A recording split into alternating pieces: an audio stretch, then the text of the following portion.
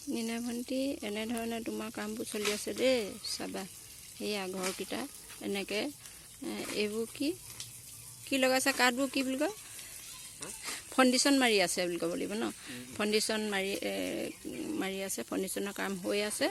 তো এয়া তক্তা দি পোষ্টটো মানে লিণ্টাৰটো ঢালিছে। প্ৰথমে ঘৰ এটা ভেটি মজবুত কৰিবলৈ হ'লে ঘৰৰ মূধৰ খুঁটা টাইট হ'ব লাগে। গতিকেলৈ এয়া লিণ্টাৰ বনাই তলতে বান্ধি দিছে। আৰু এতিয়া এয়া এইবিলাক তলৰ যিটো ফাউণ্ডেশ্যন, সেই ফাউণ্ডেশ্যনটো মাৰি আছে, আৰম্ভ হৈছে। ভীম বান্ধি আছে আৰু এনেধৰণে আৰু পানী দি আছে। আজি কাম কৰা মানুহ অকণমান মানে ভাত খাবলৈ গৈছে যে এতিয়া, সেইটো কাৰণে কম হৈছে।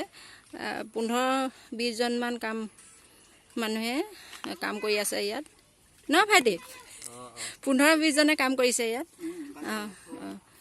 মানুহ পানী ওলাই গ'ল। তাৰপিছত এয়া এতিয়া মই ঘৰলৈ গৈ আছোঁ।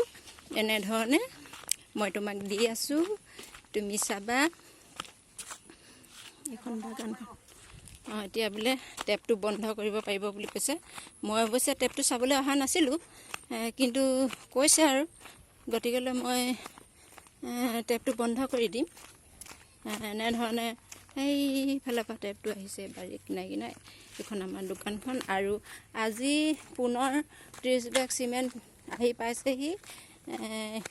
সেই 30 বেগ চিমেণ্টৰে 4 বেগৰ কাম ইতিমধ্যে আৰম্ভ কৰিছে।